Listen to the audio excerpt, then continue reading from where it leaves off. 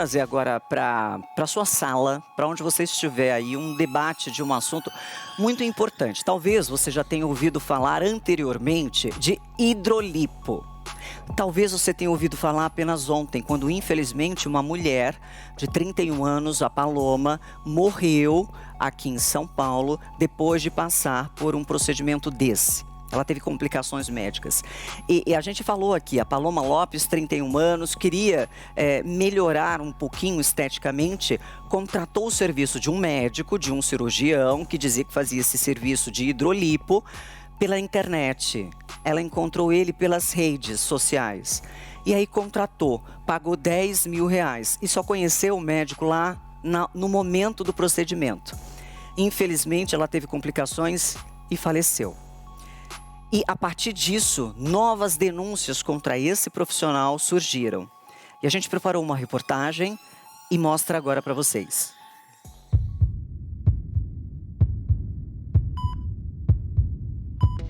O sonho da beleza perfeita que tirou a vida de mais uma jovem. Um procedimento que era para ser simples, um sonho que ela queria realizar. E hoje nós estamos aqui para poder enterrá-la. Com apenas 31 anos, uma mulher linda, maravilhosa, empoderada. O perigo pela busca por padrões estéticos que podem acabar com vidas. Paloma Lopes Alves tinha 31 anos. Planejou o procedimento de lipoaspiração por meses e ficou encantada com as propagandas que circulavam nas redes sociais. O primeiro contato físico com o cirurgião Josias Caetano foi no dia da operação. Ontem, por volta das 5 horas da manhã, saímos aqui de Vargem Grande, onde nós moramos, e foi até essa Manadei, que é uma clínica especializada para fazer essa hidrolipo, onde ela encontrou esse Dr. Josias Caetano pelas redes sociais, entrou em um grupo de WhatsApp, onde enviavam fotos de procedimentos pós-cirúrgico, com fotos mostrando antes e depois, e ela se sentiu super tranquila em fazer esse procedimento. Mas nós não sabíamos que eles tinham tantos processos relacionados a isso desde 2020, 2022. O marido que acompanhou a esposa na clínica Manadei, que fica na Vila Carrão, zona leste de São Paulo, percebeu que algo de errado havia acontecido, mas, de acordo com ele, tudo foi escondido pelos funcionários. Eu que exigi vê-la, porque uma das enfermeiras falou que ela já estava no quarto e estava dormindo. Quando eu abri a porta do quarto, ela não estava lá. E aí elas falaram, peraí, o médico vai vir falar com você, o médico vai vir falar com você. Acabei de deixar minha esposa para fazer um procedimento aparentemente tranquilo e eu vejo ela morrendo dentro do SAMU e eles não me avisaram nada. Segundo o boletim de ocorrência, a Paloma passou mal e foi socorrida pelo SAMU, mas ao chegar no hospital do Tatuapé teve uma segunda parada cardíaca em decorrência de uma embolia pulmonar. O médico Josias Caetano é citado no documento, mas, de acordo com o viúvo, logo depois da morte da esposa, ele fugiu. A clínica, que teve a rede social apagada, amanheceu pichada com pedidos de justiça. Não tinha os equipamentos necessários que precisava para dar o suporte para ela se tivesse alguma coisa de emergência ali na hora. Eles negligenciaram totalmente. O local onde Paloma iria fazer a lipoaspiração foi denunciada por pelo menos 20 mulheres em 2022, quando funcionava com outro nome em outro endereço. As vítimas relatam que ficaram com os corpos deformados depois dos procedimentos. O CREMESP, Conselho Regional de Medicina do Estado de São Paulo, apura o caso.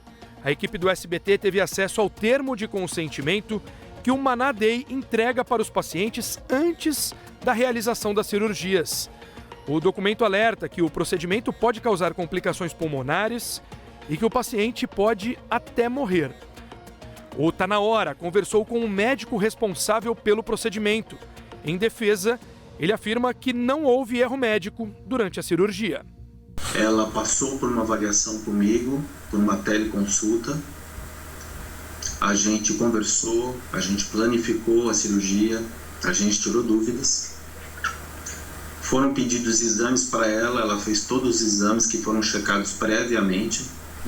Eu fiz a parte do abdômen, eu fiz a parte das costas que compreende o flanco. E ela passou estável, com boa oxigenação dos tecidos, pressão boa, sem nenhuma intercorrência.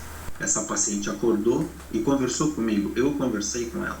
Essa paciente, ela piorou o estado respiratório dela, eu peguei o pulso dela estava muito fraco, eu falei, ela vai parar, vamos começar a fazer uma reanimação cardiorrespiratória. Eu comecei a fazer massagem cardíaca, a gente começou a ventilar, eu e a equipe. Durante a entrevista, Josias também se defendeu sobre os 20 processos que responde por negligência médica. Elas foram, de uma certa forma, cooptadas, e isso a gente tem testemunho disso e a gente está movendo o processo sobre isso.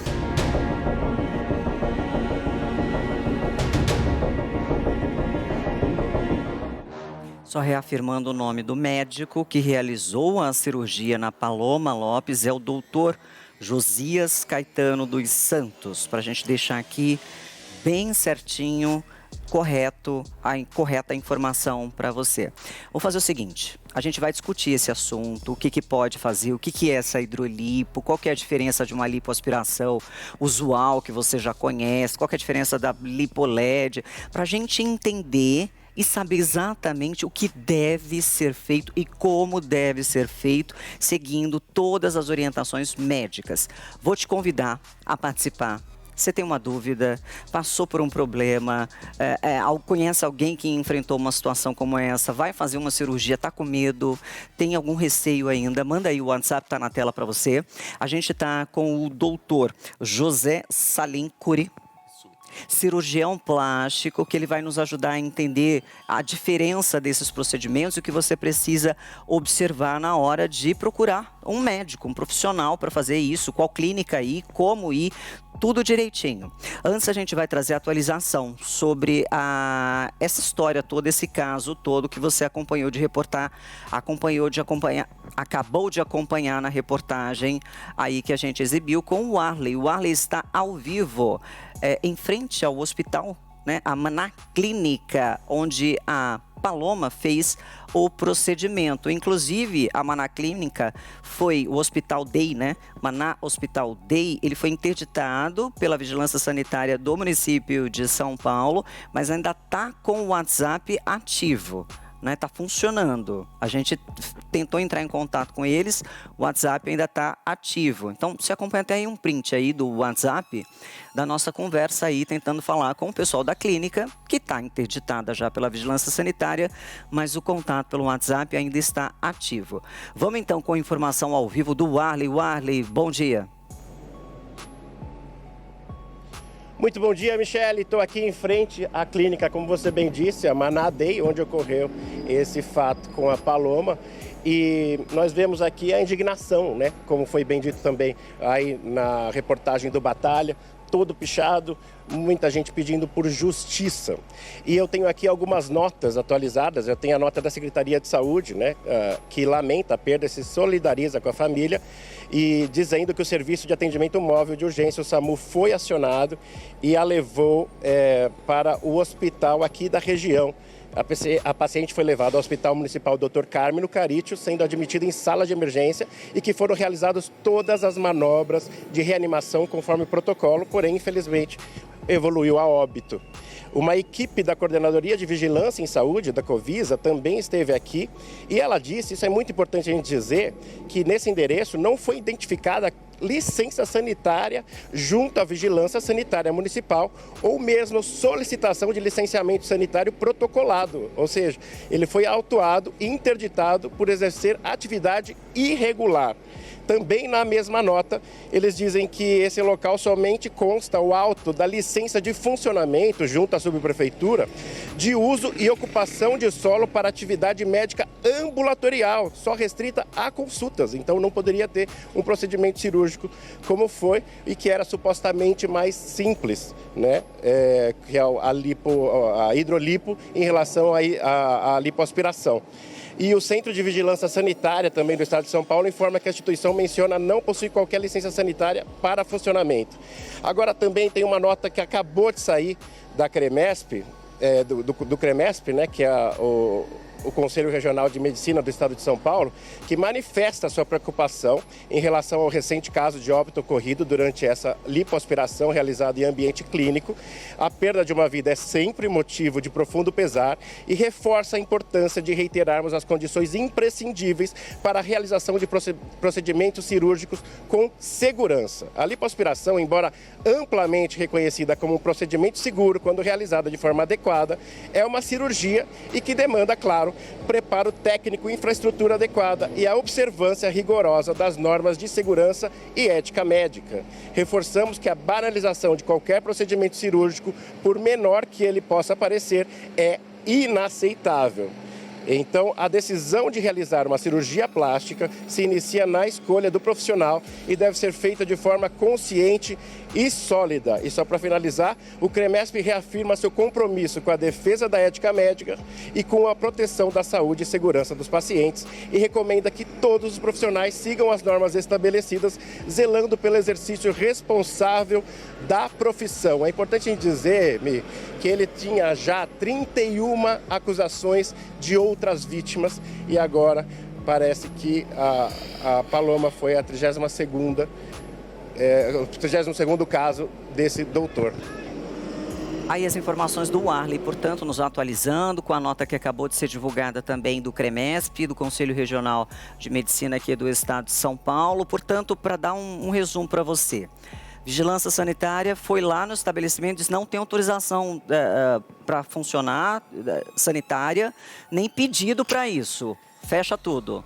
Ela ainda está ativa no WhatsApp, né? Então, na rede social ela ainda está ativa. O pessoal ficou revoltado, foi lá, pichou tudo. E o médico já tem alguns processos. Ele chegou a dizer na entrevista que ele falou, eu não conheço médico que todo cirurgião plástico tem pelo menos, tem processo, tem vários processos. Eu pelo menos tenho 2 por ano, a minha média é 2 por ano. Eu ouvi isso, ele falando numa entrevista. A gente está aqui com o Dr. José Salincuri, que é cirurgião plástico, que é médico, e que a gente estava acompanhando ali, até o Arley lendo a nota, você estava concordando com o posicionamento do Conselho Regional de Medicina. Vamos explicar, primeira coisa, o que é a hidrolipo? Vamos lá, Michele. É importantíssimo entender que hidrolipo é uma lipoaspiração. Então, as pessoas em casa não amenizam, né, o termo hidrolipo como se fosse um procedimento mais simples, mas a consistência do procedimento nada mais é do que entrar com uma cânula e aspirar essa gordura. É uma lipoaspiração. É uma lipoaspiração. A diferença é que colocar esse hidro na frente. Colocar o Por hidro. quê? Exato. Hidro vem de água.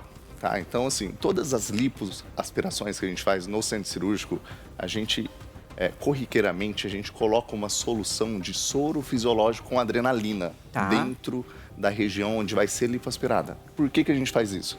Porque essa adrenalina, ela faz uma vasoconstrição, ela diminui os vasinhos sanguíneos e a gente consegue aspirar a gordura mais purinha, sem ter tanto sangramento naquela região onde vai ser aspirado a gordura. Tá? Então, eles usaram esse termo de hidro para fazer esses procedimentos, muitas vezes em consultórios, que não tem recurso, não tem... No consultório. Consultório, clínicas que também não têm recursos, amenizando, né, como se fosse um procedimento mais simples, e não é um procedimento simples. É um procedimento de lipoaspiração, como qualquer outro procedimento. Mas o hidro tem a diferença? Coloca alguma coisa diferente no corpo da pessoa? Não, é simplesmente a solução de soro fisiológico com adrenalina. É a mesma coisa que usa no procedimento que a gente faz da lipo. Exatamente. Eles colocaram o nome de hidrolipro para lipar determinadas áreas. Por exemplo, paciente queixa de uma gordurinha localizada só naquela pochetinha que eles falam, abaixo do umbigo. Tá. Aí colocaram esse termo, então vamos fazer uma lipo localizada nessa região e a gente consegue fazer isso no consultório. É que no centro cirúrgico tem que ter aquela anestesia geral. Não tem anestesia? Anestesia geral. Pode até associar outras anestesias, mas corriqueiramente é a anestesia geral que é a mais segura de todas. Ô doutor, como é que eu sei que uma clínica é confiável? Olha, é uma pergunta bem difícil, Paulo, porque envolve muitas questões para ter uma confiabilidade numa clínica, tá? Então, tem que ter autorização da vigilância sanitária, tem que ter recurso, caso tenha uma intercorrência. Eu acredito que clínica não tem um suporte de uma UTI.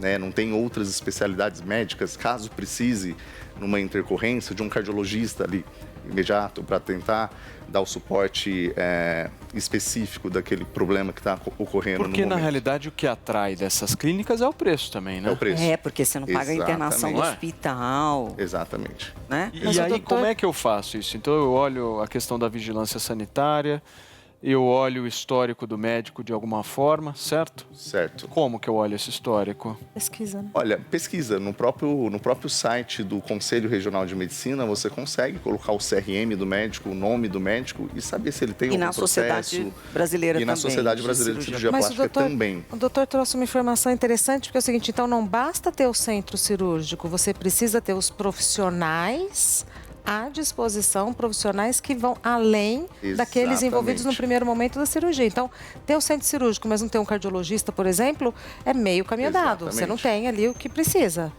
Exato. E uma coisa importante falar é que na hidrolipo, normalmente faz com o paciente acordado. Não é uma anestesia geral. Às vezes fazem uma medicação de sedação que deixa o paciente um pouco... Tipo aquela que a gente toma quando vai fazer Exato. endoscopia. E a região que vai ser lipoaspirada, que é uma região menor, eles colocam anestesia local naquela região. E existe uma taxa de toxicidade dessa anestesia. Aí eu queria...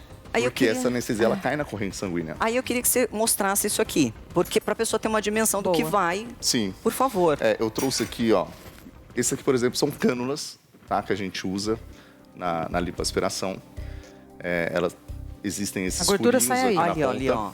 Mostra ele nessa Aqui, ó. câmera. Aqui, ó. Consegue pegar esses furinhos que tem aqui na cânula? Bem aqui no topinho. Bem na pontinha. Ó, aqui, dá São pra ver. esses furinhos que aspiram através de uma pressão negativa, vácuo, a gordura. Então, é um procedimento invasivo, é uma das cirurgias que é a mais dolorosa da cirurgia plástica, porque causa um descolamento geral dos tecidos. No pós-operatório. Posso pegar, doutor? Pode, claro, fica à vontade. Então, você pega uma cânula, que varia o tamanho aqui, acho que é por conta de onde você vai colocar, né? Isso, existem vários tamanhos. Existem as curtas, as longas, as curvas. Aí você conecta aqui para sair a gordura. Uma borracha, que por pressão negativa a gente consegue aspirar essa gordura. Puxa a gordura daqui, certo? Exato. Então, você vai, enfia isso aqui na paciente e vai fazendo assim. Mais ou menos isso? Movimentos de leque, isso. São esses movimentos de leques que a gente, por baixo da pele, a gente vai aspirando essa gordura. Quem que é o público que mais procura a hidrolipo? Olha, por ser um procedimento mais barato, que não envolve um centro cirúrgico, que não envolve uma equipe de anestesia, é o pessoal que está procurando um preço menor.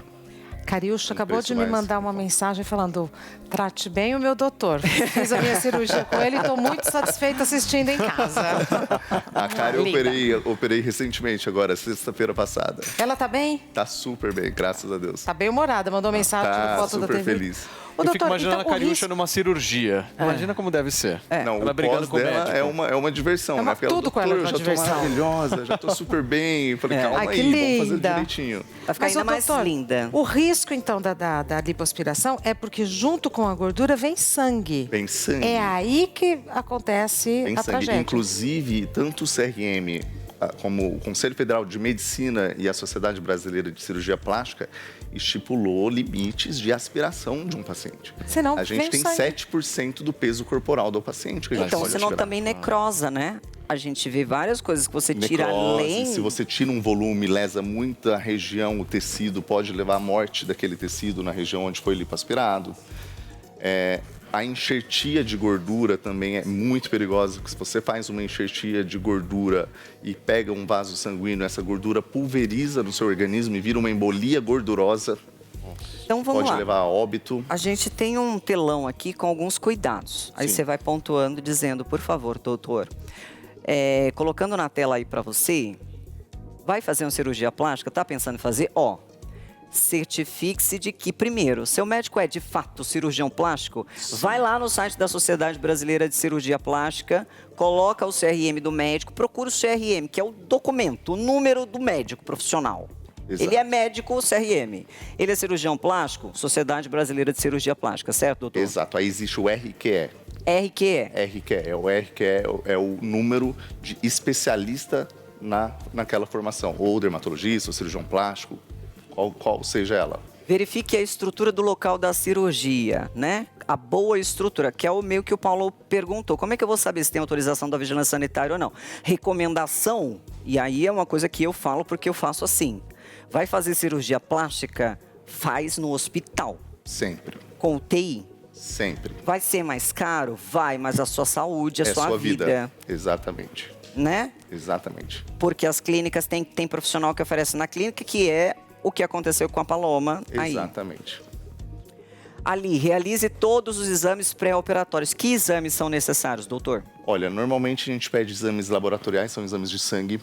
Saber se esse paciente está com uma anemia, se a função renal, se os rins funcionam bem, se não tem nenhuma alteração hepática no fígado, se metaboliza bem as drogas, as medicações que vão ser feitas. Coagulação, para saber se esse paciente coagula bem ou se ele não vai ter nenhum sangramento anormal durante o procedimento cirúrgico. A gente pede um raio-x de tórax para a gente poder ver o pulmão desse paciente como está antes de uma cirurgia. A gente pede também uma avaliação cardiológica, sempre importantíssimo. Um cardiologista ver esse paciente, saber se o coração desse paciente está apto a passar por um procedimento invasivo como esse, que é uma cirurgia plástica. Então, existem exames extremamente necessários para serem solicitados antes de uma cirurgia, que nos respalda e respalda também o paciente de ter um procedimento tranquilo. Vocês viram que não é bobeira, não é bobagem. Tem um monte de exame para fazer e se tiver alguma coisinha irregular, não faz. Suspende até consertar, né? Sim. Até arrumar.